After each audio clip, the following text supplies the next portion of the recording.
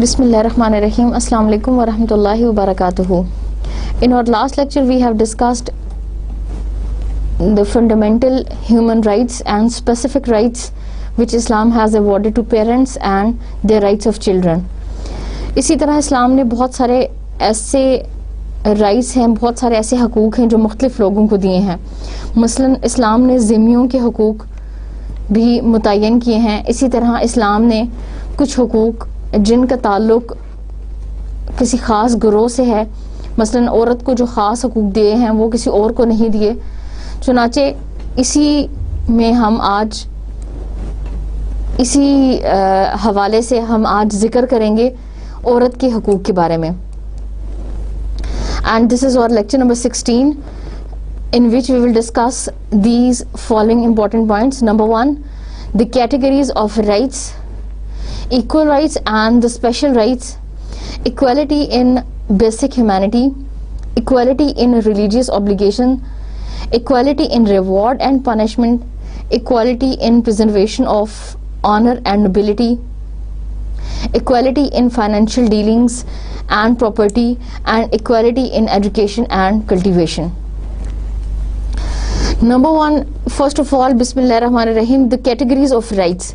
The rights which Islam has awarded to women, they are of two kinds. Number 1, the equal rights, and number 2, the special rights. Equal rights means the rights which Islam has equally distributed, which Islam has equally awarded, which Islam has equally given to men and women. وہ حقوق جو اسلام نے عورت اور مرد کو برابر دیے ہیں. And then the rights which Islam has awarded specially to women, and Islam has not awarded these rights to men. Or the rights which Islam has awarded to men and Islam has not given these rights to women. And before starting the equal rights between men and women, it is very important to note that as far as the women is concerned, as a human being, as a creation of Allah subhanahu wa ta'ala, there is no difference between men and women. جہاں تک عورت کا ایک مخلوق ہونے کا تعلق ہے یا ایک انسان ہونے کا تعلق ہے, اور وہ حقوق جو انسانیت کی بنیاد پر اس کو اللہ تعالیٰ نے دی ہیں, اس میں اللہ تعالیٰ نے عورت اور مرد کے درمیان کوئی فرق نہیں رکھا. اللہ تعالیٰ نے جس طرح جو حقوق مرد کو دیے ہیں ایک انسان ہونے کی حیثیت سے, وہی تمام حقوق اللہ تعالیٰ نے ایک عورت کو بھی دیے ہیں. لیکن کچھ ایسے قوانین ہیں, کچھ ایسے اصول ہیں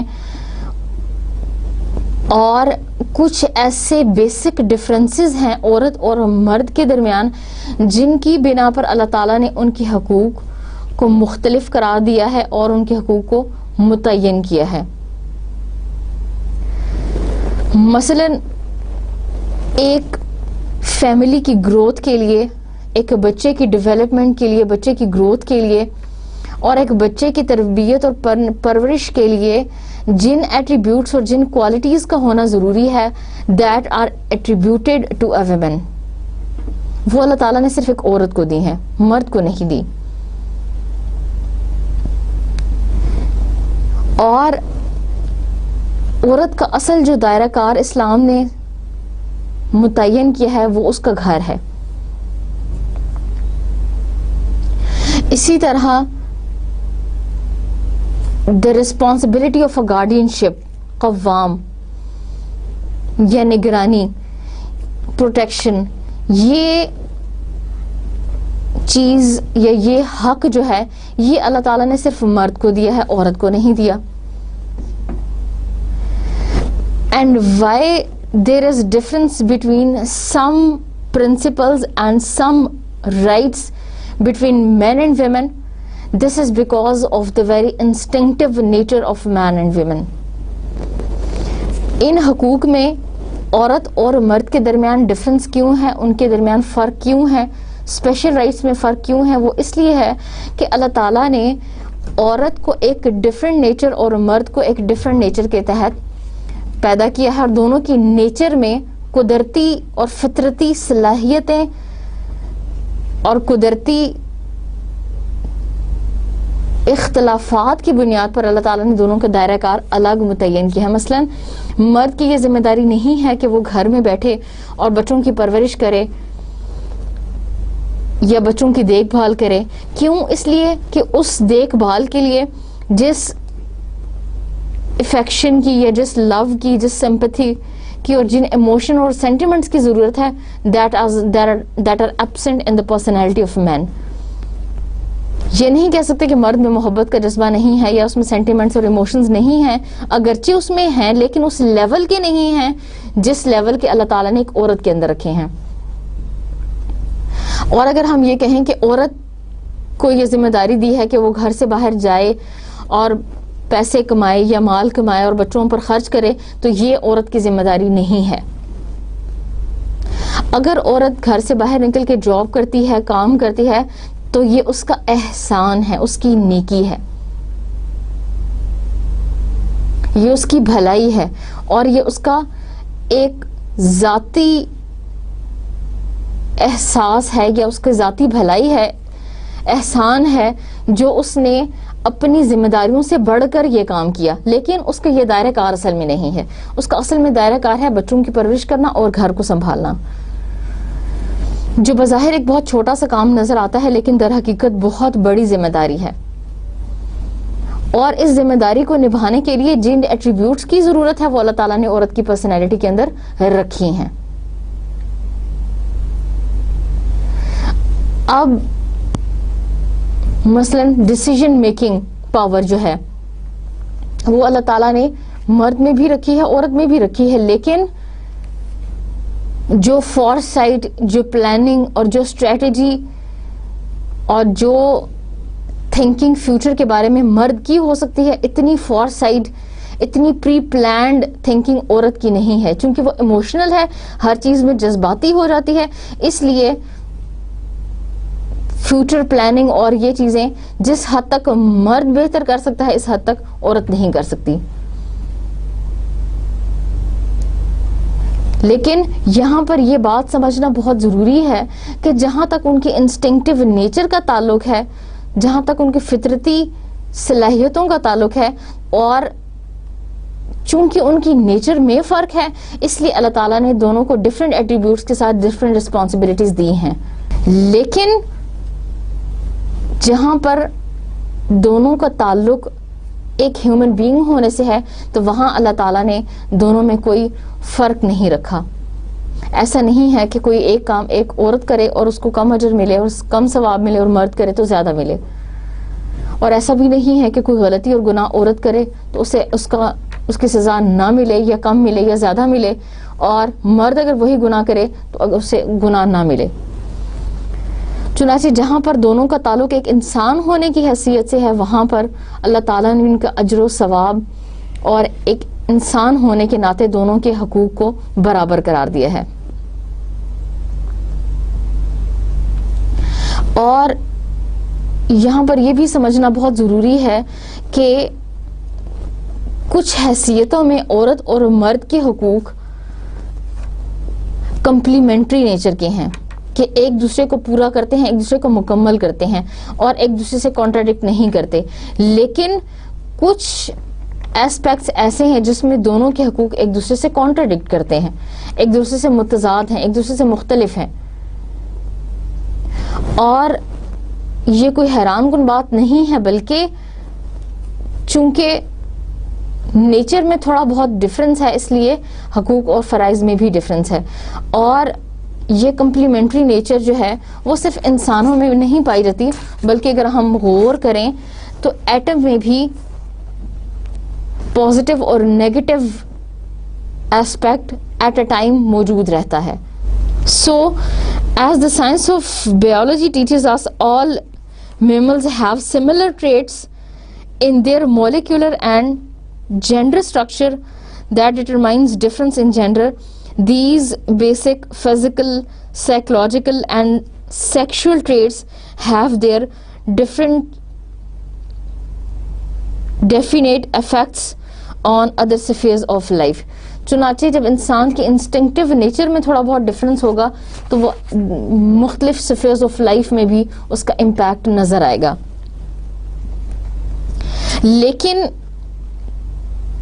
جہاں تک انسان اور مرد کی تخلیق کا تعلق ہے وہاں اللہ تعالیٰ نے یہ فرما دیا کہ دونوں کو ایک ہی چیز سے پیدا کیا گیا ہے, دونوں میں کوئی سپریورٹی یا انفیریورٹی نہیں ہے, بلکہ دونوں ایک دوسرے کے لیے کمپلیمنٹری نیچر کے ہیں, ایک دوسرے کی ذات کو مکمل کرتا ہے اور ایک دوسرے کی ذات کے لیے بہت ضروری ہے, اور دونوں ایک دوسرے کے بغیر نامکمل ہیں.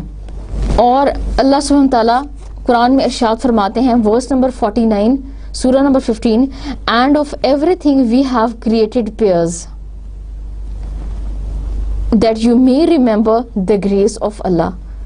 اور اللہ تعالیٰ نے ہر چیز کو جوڑا جوڑا پیدا کیا ہے, اللہ نے ہر چیز کی تخلیق جوڑا کی ہے تاکہ تم اللہ تعالیٰ کی گریس, اللہ تعالیٰ کی بلیسنگ کو یاد رکھو, اللہ کا شکر ادا کرو. اور اس جوڑے سے یہ مراد ہے کہ ہر انسان کو زندگی میں کسی ایسے جوڑے کی, کسی ایسی اسپاؤس کی, کسی ایسی کمپینین کی ضرورت ہے جو اس کی ضروریات کو پورا کرنے والا ہو, جو اس کی sexual, mental, psychological, physical needs کو پورا کرے. چنانچہ اس لیے اللہ تعالیٰ نے عورت کی تخلیق کی, اور جہاں دونوں انسانوں کی حیثیت سے سامنے آئے وہاں اللہ تعالیٰ نے کہا کہ دونوں میں کوئی فرق نہیں ہے, دونوں ایک دوسرے کو مکمل کرتے ہیں اور دونوں ایک دوسرے کے لیے ضروری ہیں. And this is the very instinctive and natural law کہ مرد عورت کے بغیر اور عورت مرد کے بغیر زندگی نہیں گزار سکتے. اور اگر ان کیس کہ کسی کو گزارنی پڑ جائے تو زندگی ایک ان نیچرل سی چیز معلوم ہوتی ہے. اور جہاں تک دونوں کی کریشن کا تعلق ہے تو اللہ تعالیٰ نے فرما دیا کہ دونوں کی کریشن کا مین سورس ایک ہی تھا. اللہ سبحانہ وتعالی says in the Holy Quran, verse number 13, surah number 49, O mankind, we have created you from a male and a female and made you into nations and tribes, that you may know one another. Verily the most honorable of you in the sight of Allah is the believer who has taqwa, who has piety and righteousness. Verily Allah is all knowing, all aware. Verse number 13, surah number 49. In this verse Allah subhanahu wa ta'ala says that as far as a woman is concerned as a human being, she is concerned as a creation of Allah subhanahu wa ta'ala. She and he or the man is equal in their creation. Both were created from Adam and Hazrat Hawa, and the main source of creation was same. So no one has superiority over the other. They are both same. They are equal in humanity, and the person who has more piety, who is more righteousness, he who has righteousness, who has piety and taqwa in himself, he fears from Allah, he is the person who is the most respectable in the sight of Allah subhanahu wa ta'ala. And Allah knows all the things, he has knowledge of all the things. So as far as she is concerned as a human being and the creation of Allah subhanahu wa ta'ala, no one has superiority over her. She is equal to the man. And there are many other attributes in which she is equal to man. and these attributes are the equality in basic humanity. Number one, Allah subhanahu wa ta'ala says that both men and women are equal in terms of their humanity. Islam does not categorize women, for instance, as a source of evil in the world for some an original sin that caused Adam alayhi salam to be dismissed from paradise. This is the concept of some religion, that the main cause or main reason of original sin, the sin which was committed by Hazrat Adam and Hazrat Hawa alayhi salam, the main source of that sin was Hazrat Hawa alayhi salam. کہ وہ original سن, وہ پہلا گناہ جو انسان نے دنیا میں آ کے کیا, اس کی وجہ حضرت ہوا تھی. لیکن اگر ہم قرآن پڑھیں تو ہمیں پتہ چلتا ہے کہ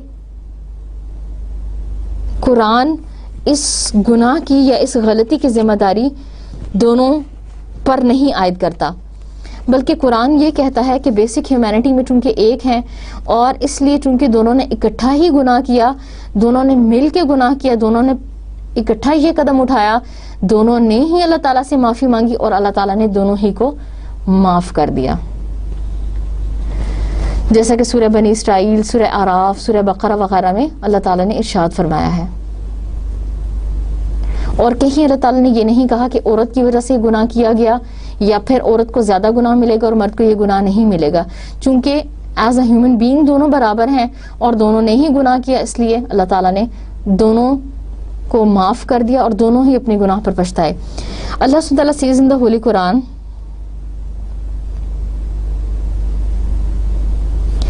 O mankind, be dutiful to your Lord, who created you from a single person, Hazrat Adam, and from Hazrat Adam, he created his wife, Hazrat Eve. And from them both he created many men and women. اور پھر انسان کی نسل, generation of the human beings, Allah تعالیٰ نے شروع کی ان دونوں سے. And because they are the main source and the main source was same, they were the human beings, so women is equal in her rights as far as she is concerned as a human being and the creation of Allah subhanahu wa ta'ala. In another place Allah subhanahu wa ta'ala says, does man think that he will be left neglected without being punished or rewarded for the obligatory duties enjoined by his Lord on him? کہ انسان کا کیا خیال ہے کہ وہ جو ذمہ داریاں اور جو فرائض اللہ تعالیٰ نے اس پر فرض کیے ہیں بغیر کسی حساب کتاب کے اس کا سلسلہ باقی رہے گا. Was he not a mixed male and female discharge of semen pouring forth?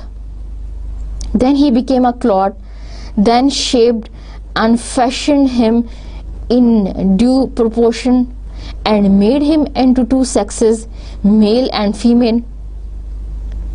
Is he not able to raise to life those who are dead? اور پھر اللہ تعالیٰ انسان کی کریشن کے بارے میں بتاتے ہیں کہ پہلے وہ ایک خون کا قطرہ تھا, اس کے بعد اللہ تعالیٰ نے اسے جمع ہوئے خون کے بعد ایک نطفہ بنایا اور پھر اس کو علقہ بنایا. اور کیا اللہ تعالیٰ نے اس کو بنانے کے بعد ایک میل یا فیمیل, ایک مذکر اور ایک مونس میں تبدیل نہیں کر دیا؟ And is he not able to raise to life those who are dead? اور کیا اللہ تعالیٰ مردہ کو زندہ کرنے پر قادر نہیں ہے؟ اور چونکہ اللہ تعالیٰ ان تمام چیزوں پر قادر ہیں, اس لیے اللہ تعالیٰ انسان کی تخلیق میں مکمل قادر ہیں کہ وہ کسی انسان کو مرد بنائیں یا عورت. اللہ سبحانہ وتعالیٰ stated in this verse, this is verse number 40, verse number 36 to 40, surah number 75. And in this verse Allah subhanahu wa ta'ala says that he created both sexes from one single source, and there is no difference between the two sexes in terms of qualification in humanity, and each complements the other as the two gender of the species. And Islam has abolished and abrogated all the previous unjust laws that demoted women as inferior in quality and nature. The Prophet of Allah subhanahu wa ta'ala said, verily women are the twin halves of men. Twin halves of men. چنانچہ اسلام نے basic humanity میں دونوں میں کوئی فرق نہیں رکھا. The second right which Islam has awarded to women having the share or having equality in religious obligations, that is that all the obligations which Allah subhanahu wa ta'ala has settled, Allah subhanahu wa ta'ala has made obligatory on men, all these obligations are obligatory for women also. For example, observing fast, to offer prayer, to offer pilgrimage, all these are, as they are obligatory for men, likewise they are obligatory on women. But Islam has a soft corner for women, and there are some situations, کچھ ایسی situations ہیں جس میں عورت کے اوپر وہ فرائض جو مرد کے اوپر عائد ہیں اس کے لیے اللہ تعالیٰ نے اس میں تھوڑی سی رخصت اور سہولت عطا کی ہے. مثلاً حیض کے ایام میں عورت پر نماز فرض نہیں ہے, یہ اللہ تعالیٰ نے اسے رخصت دی ہے. اور اسی طرح اگر if she is passing through the time of pregnancy or like this she has relaxation, it doesn't mean that she is not having the obligation of fast. اور لیکن اگر عورت کسی ایسی سچویشن میں ہے تو اللہ تعالیٰ نے تھوڑی سی اسے رخصت اور سہولت دی ہے کہ وہ پریگننسی کے دنوں میں اگر روزہ نہیں رکھ سکتی تو وہ نہ رکھے, چھوڑ دے, لیکن بعد میں اس کو پورا کرے اور بعد میں اس کی کمپنسیشن جو ہے وہ کمپلیٹ کرے. چنانچہ چونکہ تھوڑا سا فرق ہے دونوں کی نیچر میں اور وہ اتنی شدت اور وہ برداشت نہیں کر سکتی, اس لیے اللہ تعالیٰ نے اس کو سہولت دی ہے. لیکن جو ریلیجیس اوبلیگیشنز ہیں ایز اے ہیومن بینگ چونکہ ان پر فرض ہیں, وہ تمام اوبلیگیشنز جو مرد پہ اللہ تعالیٰ نے فرض قرار دی ہیں وہ تمام ایسے ہی ایز اٹ از اللہ تعالیٰ نے عورت پر بھی فرض قرار دی ہیں. مثلا نماز ادا کرنا, روزہ رکھنا, حج, زکوٰۃ, یہ تمام چیزیں اس کی ایک واضح اگزامپل ہیں. Then we have equality in reward and punishment. عورت اور مرد پر اللہ تعالیٰ نے جس طرح سے ریلیجیس اوبلیگیشنز فرض قرار دیے ہیں اسی طرح ریوارڈ اور پنشمنٹ میں بھی دونوں برابر ہیں. ایسا نہیں ہے کہ کوئی ایک کام, کوئی ایک غلطی عورت کرے اور اسے اس کی زیادہ سزا ملے کیونکہ وہ عورت ہے اور مرد کو اس کی سزا نہ ملے کیونکہ وہ مرد ہے, یا پھر ایسا ہو کہ عورت کو گناہ ملے اور مرد کو نہ ملے, یا مرد کو ملے عورت کو نہ ملے, بلکہ بیسک پنشمنٹ اور ریوارڈ میں دونوں برابر ہیں. اور کوئی نیکی دونوں میں سے کوئی بھی کرتا ہے, جتنے خلوص نیت اور اچھے ارادے کے ساتھ وہ نیکی کی جائے گی, دونوں کو اس کے مطابق اس کا اجر اور ثواب ملے گا. فار ایگزامپل اللہ سبحانہ says that whosoever does right acts whether male or female while he is a believer, verily to him we will give a good life, and we shall pay them certainly a reward in proportion to the best of what they used to do.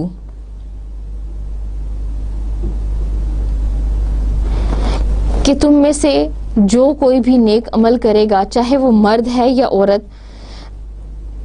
اور وہ ایک ایمان لانے والا بندہ ہے یا بندی ہے, ہم اس کو اس کے اعمال کا پورا پورا صلہ دیں گے. and we shall pay them certainly a reward in proportion to the best of what they used to do. اور جو کام وہ کرتے ہیں اس کا بہترین اور مناسب حل اور نتیجہ جو ہے ہم ان کو اس میں عطا کریں گے. دس از ورس نمبر 97 سورہ number 16. So this verse mentions in a very good manner من عمل منکم من ذکر او انثى, چاہے کوئی مرد کوئی نیک کام کرے یا عورت نیک کام کرے یا دونوں نے کوئی گناہ کیا ہو, تو ایک مرد اور ایک عورت کی ہونے کی حیثیت سے اس میں کوئی فرق نہیں ہے. چنانچہ وہ نیک کام جو دنیا میں عورت کرے یا مرد کرے وہ اس میں اس کا اجر برابر ہے, اور اللہ تعالیٰ اس کو اس کا اجر چاہے دنیا میں دیں چاہے اس کے بعد دیں وہ برابر ہے. اس کے بعد آتا ہے equality in preservation of honour and nobility.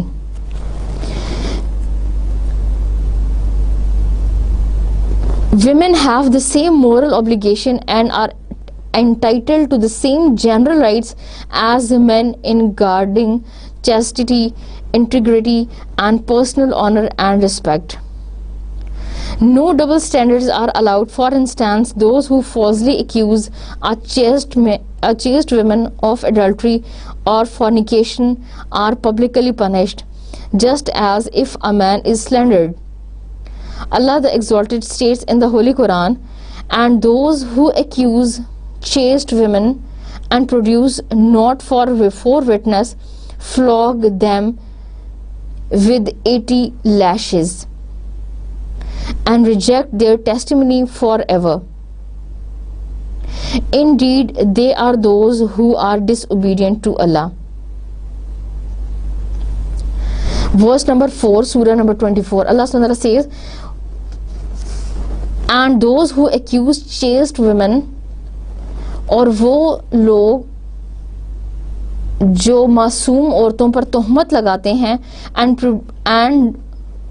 produce not 4 witnesses, اور اس پر 4 گواہ نہیں لے کر آتے, flog them with 80 lashes, ان کو 80 کوڑے ماری جائیں, and reject their testimony forever, اور ہمیشہ ہمیشہ کے لیے ان کی گواہی کو مسترد کر دیں, ختم کر دیں. Indeed, they are those who are disobedient to Allah. بے شک یہ وہی لوگ ہیں جو اللہ تعالیٰ کے نافرمان ہیں. یعنی اسلام جس قدر مرد کے لیے یہ لازم اور ضروری قرار دیتا ہے کہ وہ اپنی عزت اور عصمت کی حفاظت کرے اس ریلیشن کے لیے جو کل اس نے ایک عورت کے ساتھ قائم کرنا ہے, اسی طرح اسلام یہ حکم دیتا ہے کہ ایک عورت بھی اپنی عزت اور عصمت کی حفاظت کرے اور اس کو محفوظ رکھے اپنے میاں کے لیے, اپنے شوہر کے لیے, اور اپنی عزت اور عصمت کی حفاظت کرے. اور جس طرح عزت اور عصمت کی حفاظت مرد کے لیے لازم اور ملزوم ہے, اسی طرح عورت کے لیے بھی لازم اور ملزوم ہے. چنانچہ اسلام نے یہ سخت ناپسند کیا ہے کہ کوئی شخص, کوئی مرد عورت کے اوپر تہمت یا الزام لگائے بد کرداری کا, اور اگر کوئی ایسا کرتا ہے تو اس کے لیے بہت ضروری ہے کہ وہ 4 گواہوں کو لے کر آئے. لیکن اگر وہ ایسے 4 گواہ نہیں لا سکتا تو اسلام نے اس کی یہ سزا بتائی ہے کہ اس کو 80 کوڑے لگائے جائیں گے. کیوں؟ اس لیے یہ سزا اس کو اس لیے دی جائے گی کیونکہ اس نے ایک پاک دامن عورت پر تہمت لگائی ہے, الزام لگایا ہے, اور وہ اس کو ثابت نہیں کر سکتا. اسی لیے اللہ تعالیٰ نے کہہ دیا کہ یہی لوگ نافرمان ہیں. چنانچہ جہاں یہ ایک عورت کا فرض ہے,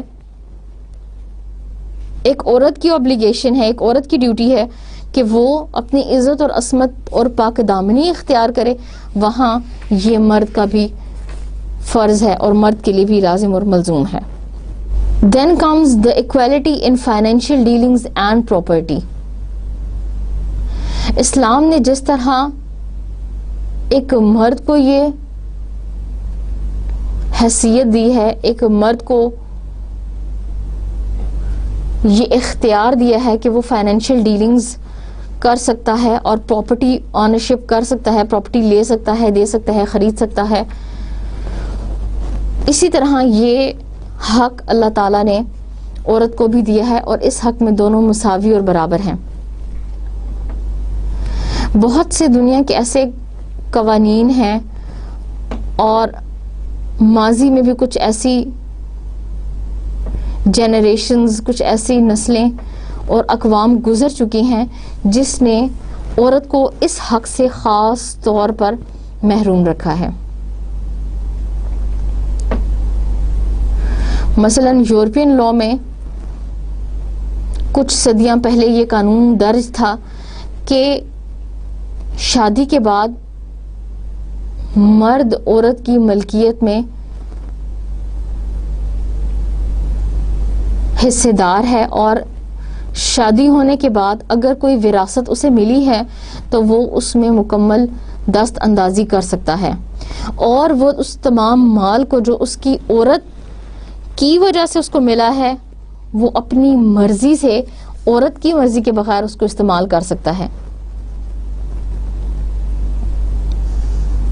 لیکن اسلام نے ایسے تمام باطل قوانین کو مسترد کر دیا اور مرد کے لیے بھی یہ لازم قرار دیا کہ وہ عورت کے مال کو اس وقت استعمال کر سکتا ہے جب وہ اس سے اس کی اجازت چاہے، اجازت حاصل کر لے، اور عورت اس کو اپنی ہنسی خوشی اجازت دے دے تو تب وہ عورت کے مال کو یا عورت کی وراثت کو یا عورت کے حصے کو استعمال کر سکتا ہے، اس کے بغیر نہیں کر سکتا. اور آج بھی یہ جاہلانہ رسم کچھ لوگوں میں ہے کہ وہ پراپرٹی میں یا اپنی جائیداد میں، وراثت میں صرف بیٹوں کو حصہ دیتے ہیں، بیٹیوں کو حصہ نہیں دیتے.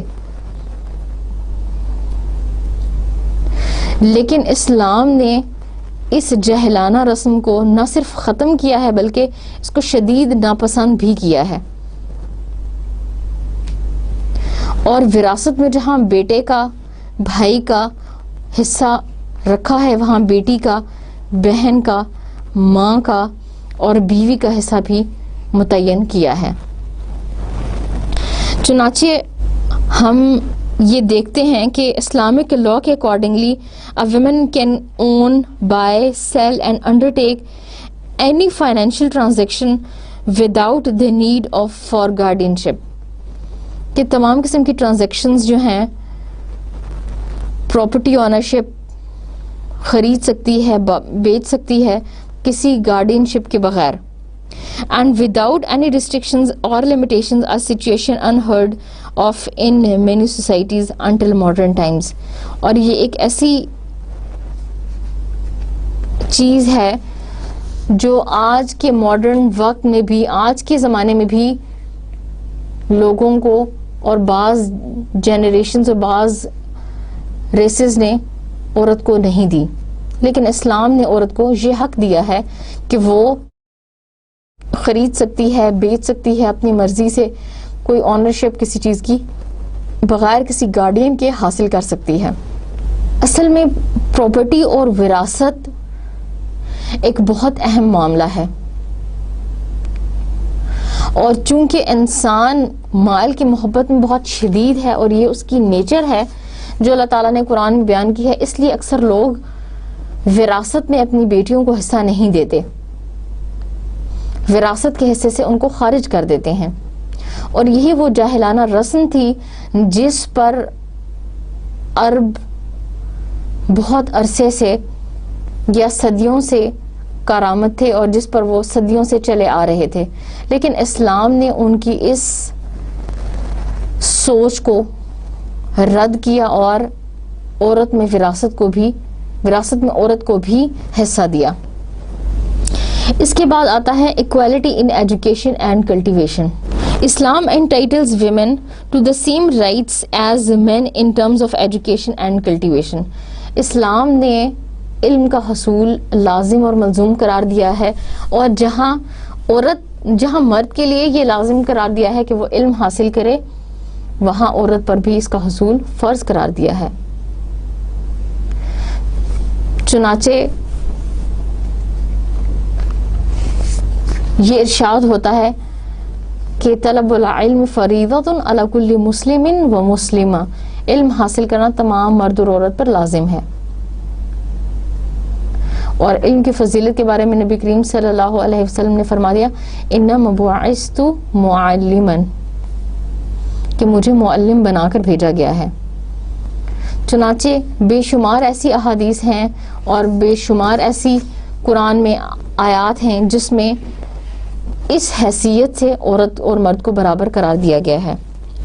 And Prophet Muslim says seeking knowledge is compulsory for each and every Muslim, that is both female and male. And this hadith is in Ibn Majah, hadith number 224, and in Bayhaqi, and they have verified it. And Muslim scholars collectively agreed that the word Muslim when used in revealed scriptures include both male and female. کہ مسلم کا لفظ یا مومن کا لفظ جب reveal scriptures میں استعمال کیا جاتا ہے that contains male and female, اس میں مرد اور عورت دونوں شامل ہیں. As we indicated in this and this Islam entitles women to the same right of education in order to understand the religious and social obligations and obligated them both to raise their children in the best manner.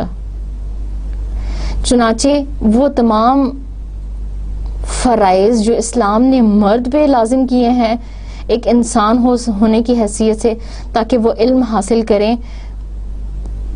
وہی تمام فرائض اسلام نے عورت پر بھی لازم قرار دیے ہیں کہ وہ بھی علم حاصل کرے, اور چاہے اس کا تعلق اپنی ذاتی گروتھ سے ہو, چاہے اس کا تعلق بچوں کی گروتھ سے ہو, اس میں اپنا بہترین بیسٹ مینر کے ذریعے اپنا کردار ادا کر سکے. And this is very certain, یہ بہت آبویس ہے کہ عورت کی تعلیم مرد کی تعلیم سے بہت زیادہ ضروری ہے, کیونکہ مرد کی تعلیم ایک انڈیویجول کی تعلیم ہے, ایک ذاتی انفرادی انسان کی تعلیم ہے, لیکن عورت کی تعلیم ایک مجتمع, ایک معاشرے کی تعلیم ہے. اور اگر ایک عورت سلجھی ہوئی ہے, پڑھی لکھی ہے, تو جس انداز میں وہ بچے کی پرورش کر سکتی ہے اس انداز میں ایک ان پڑھ عورت نہیں کر سکتی. اور جس طرح ایک پڑھی لکھی عورت بچے کو معاشرے کا ایک اچھا انسان اور اچھا فرد ثابت کر سکتی ہے, ایسے ایک ان پڑھ عورت نہیں کر سکتی. اور اپنی رسپانسبلٹیز اور اوبلیگیشنز کو جیسے ایک پڑھی لکھی عورت محسوس کر سکتی ہے شاید ایک ان پڑھ عورت نہ کر سکے. اگرچہ فوائد دونوں کی ہی ایجوکیشن میں ہیں, لیکن عورت کی ایجوکیشن, عورت کی تعلیم زیادہ ضروری ہے مرد کی تعلیم کے مقابلے میں. لیکن چونکہ ایک انسان ہونے کی حیثیت سے ہیومن بیسس پہ دونوں برابر ہیں, اس لیے یہ جو رائٹ ہے یہ اسلام نے دونوں کو دیا ہے. Prophet Muslim says in according to adding the responsibilities in the family unit, whoever takes care of two girls until they reach puberty, he and I will come on the day of resurrection like this. The messenger of Allah subhanahu wa ta'ala then joined his fingers to illustrate this. قیامت کے دن میں اور وہ شخص جس نے اپنی اولاد کی اچھی اور خاص طور پر دو بیٹیوں کی پرورش کی ہے یہاں تک کہ ان کو بلوغت کی حد تک پہنچا دیا, میں اور وہ شخص قیامت کے دن اس طرح سے آئیں گے. This hadith is mentioned in Sahih Muslim, hadith number 2631. And about female slave girls, the Prophet Muslim says, whoever has a female child with him under his guardianship from slavery and trains her in the best behavior and teaches her well and then frees and marries her will have a double reward. کہ وہ انسان جو کسی بچے کی whoever has a female child جس کے پاس ایک فیمیل بچی ہے اور وہ اس کے پاس نوکر یا غلام کی حیثیت سے موجود ہے, وہ اس کو اچھے بیہیویئر سکھاتا ہے, اس کی اچھی تعلیم و تربیت کرتا ہے اور اس کو صحیح انسان بنانے میں مدد کرتا ہے, اور اس کے بعد اس کو آزاد کر دیتا ہے اور اس کی شادی کسی اچھے انسان سے کرتا ہے, اور اس کی شادی کرنے کے بعد اس کو آزاد بھی کر دیتا ہے, تو میں اور وہ شخص قیامت کے دن تو اس شخص کو قیامت کے دن اللہ تعالیٰ ڈبل ریوارڈ دے گا. اینڈ دس حدیث از مینشنڈ ان صحیح بخاری اینڈ صحیح مسلم. صحیح بخاری ورس حدیث نمبر 97 اینڈ صحیح مسلم ورس نمبر 154. اس میں نبی کریم صلی اللہ علیہ وسلم نے یہ فرمایا کہ جو شخص کسی بچی کو غلام کی حیثیت سے اپنے پاس رکھے، اس کی صحیح تربیت اور پرورش کرے، اس کو اچھے آداب سکھائے اور اس کو آداب سکھانے کے بعد اس کو آزاد کر دے اور اس کی شادی کر دے، یعنی اس کے تمام فرائض اپنے فرائض سمجھ کر ادا کرے، تو وہ شخص قیامت کے دن دوہرے اجر کا حقدار ہے. اور یہ متفق علیہ حدیث ہے جس پر امام بخاری اور مسلم نے اتفاق کیا ہے. چنانچہ اس سے پتہ چلتا ہے کہ جہاں پر عورت اور مرد ایک انسان کی حیثیت سے دونوں کا تعلق ہے اور دونوں کا تعلق اللہ تعالیٰ کی ایک مخلوق ہونے کی حیثیت سے ہے، تو وہاں اللہ تعالیٰ نے دونوں میں کوئی فرق اور دونوں میں کوئی تمیز نہیں رکھی.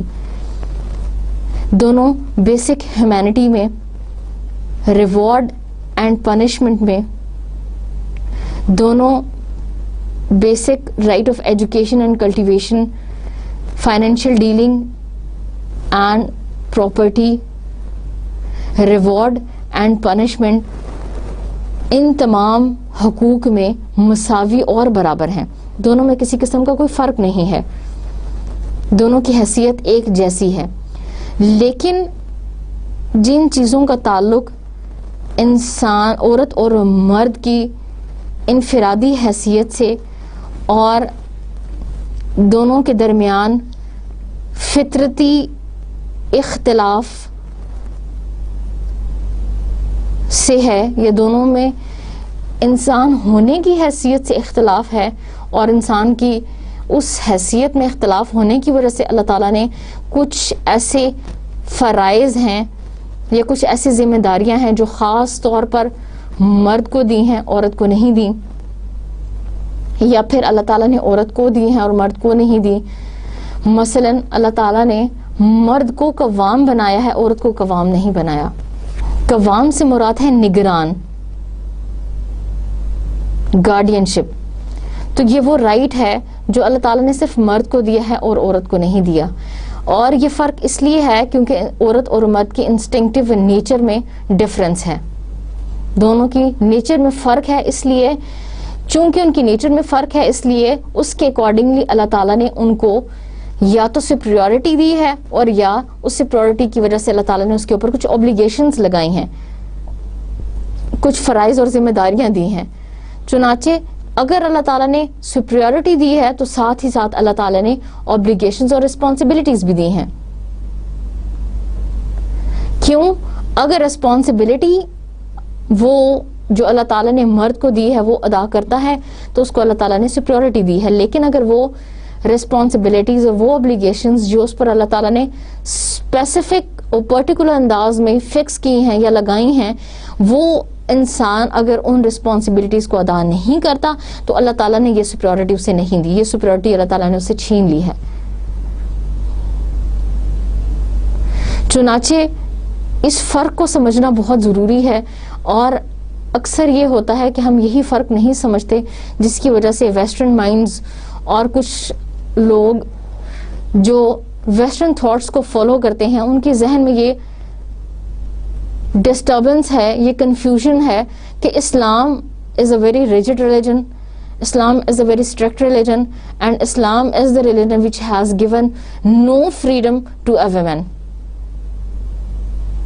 اور وہ یہ سمجھتے ہیں کہ اسلام نے عورت کو کسی قسم کی کوئی آزادی نہیں دی. Islam is the just religion who restricted women and the area of women having her house just. کہ اسلام نے عورت پر صرف اتنا لازم قرار دیا ہے، اتنا ضروری قرار دیا ہے کہ اس کا اصل دائرہ کار صرف گھر ہے، وہ بس وہ گھر میں رہے اور بچوں کی پرورش کرے، اس کا یہی ڈیوٹی ہے.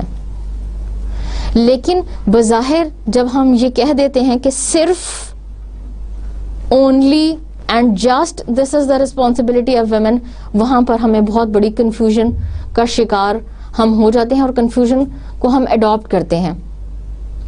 And this responsibility to which we are thinking that this is a very short and this is just one responsibility, this is in fact a very great and very big responsibility. And that responsibility is the growth of children, building up the very basic unit of society, and that basic unit is home. چنانچہ اگر انسان کی تربیت گھر سے شروع ہوگی, مائیں بچوں کی تربیت گھر سے شروع کریں گی, تو معاشرہ اور سوسائٹی فلرش کرے گی, وہ ڈیولپ ہوگی اور اس کی بیسز بہت اچھی ہوں گی. لیکن اگر پرورش اور تربیت میں گھر سے ہی کمی اور ڈسٹربنس اور کنفیوژن ہوگی تو کوئی بھی انسان ایک اچھا انسان نہیں بن سکے گا, اور وہ مورل اور ایتھیکل ویلیوز جو اس کے اندر ایک انسان ہونے کی حیثیت سے ہونا ضروری ہیں, وہ اس میں پرورش نہیں پا سکیں گی. چنانچہ وہ ریسپانسبلٹیز جن کا تعلق ایک بچے کی گروتھ سے ہے اور بچے کی مورل اور ایتھیکل ویلیوز اور مورل اور ایتھیکل ڈیولپمنٹ سے ہے, they are the responsibility of a women. اور یہ اس کی روشن مثال ہمارے پاس ویسٹ میں موجود ہے کہ ویسٹ میں جب عورت کو حقوق کی آزادی کا چکمہ دے کر اور اس کے کنفیوژن میں عورت کو جب گھر سے باہر نکالا گیا اور یہ کہا گیا کہ عورت بہت سارے ملٹیپل ٹاسکس ادا کر سکتی ہے اور وہ گھر سے باہر نکل کر کام بھی کر سکتی ہے, تو اس کے نتیجے میں بہت زیادہ سوسائٹی میں کنفیوژن اور ڈسٹربنس پیدا ہو گئی. اور وہ یونٹ جس نے معاشرے کو ڈیولپ کرنا تھا, جس نے معاشرے کی بیسک تعمیر کرنی تھی, کنسٹرکشن کرنی تھی, وہ اسی نے معاشرے کو ڈسٹرب کر دیا, اور اس کی وجہ سے وہ مورل اور ایتھیکل ویلیوز اور وہ مورل اور ایتھیکل ڈیولپمنٹ جو انسان کے اندر ہونی تھی نہیں ہو سکی. چنانچہ from the very basic root گھر میں یا ایک یونٹ میں یا سوسائٹی کی بیس میں ڈسٹربنس کریٹ ہو گئی, اور وہ صرف کیوں تھا؟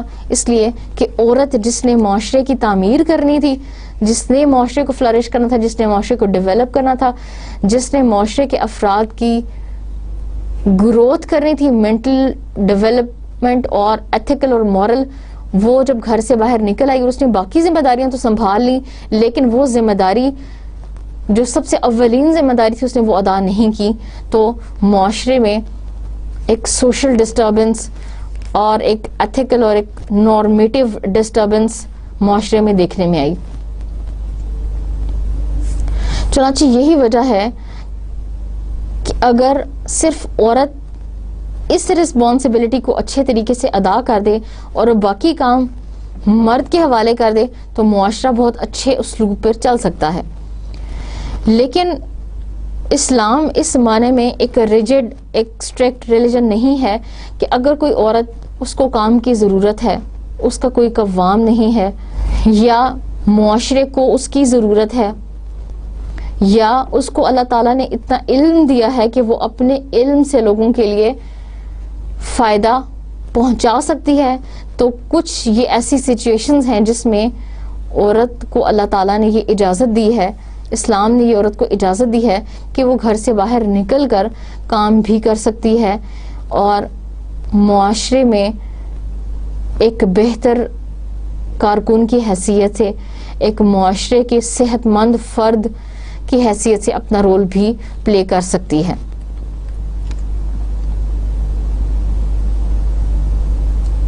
لیکن اگر صرف یہ کہہ دیا جائے کہ اس کا کام ہی یہ ہے کہ وہ گھر سے باہر نکلے اور یہ رسپانسبلٹیز ادا کرے جو گھر کے اندر وہ نہیں کر سکتی, تو یہ کہنا غلط ہوگا. اس کا اثر دائرہ کار تو اس کا گھر ہی ہے، لیکن اگر کوئی ایسی کنڈیشنز ہیں، کوئی ایسی سچویشنز ہیں، کچھ اس کی ایسی ریکوائرمنٹس ہیں جو گھر میں رہنے کی وجہ سے پوری نہیں ہو رہی اور اس کو ضرورت ہے، وہ محتاج ہے کہ وہ کام کرے، تو اسلام اس کو اجازت دیتا ہے کہ بجائے اس کے کہ وہ کوئی انلیگل اور غلط طریقہ اختیار کرے اور اس کے ذریعے پیسے کمائے، اسلام اس کو جائز اور حلال طریقے بتاتا ہے جس کے ذریعے وہ کوشش اور محنت کر کے اپنی صلاحیتوں کو استعمال کرتے ہوئے، اپنے علم سے فائدہ اٹھاتے ہوئے معاشرے کا بہترین انسان اور فرد بنتے ہوئے اپنی صلاحیتوں کو صحیح سمت میں استعمال کرتے ہوئے ان چیزوں سے وہ فائدہ اٹھا سکتی ہے اور کوئی بھی کام وہ کر سکتی ہے۔ یہ تو تھا ہمارا آج کا لیکچر۔ انشاءاللہ اپنی نئی کلاس میں ہم ڈسکس کریں گے the rights which Islam has specially awarded to a women and not Islam has awarded these women to men, or the rights of men which Islam has not awarded to a women۔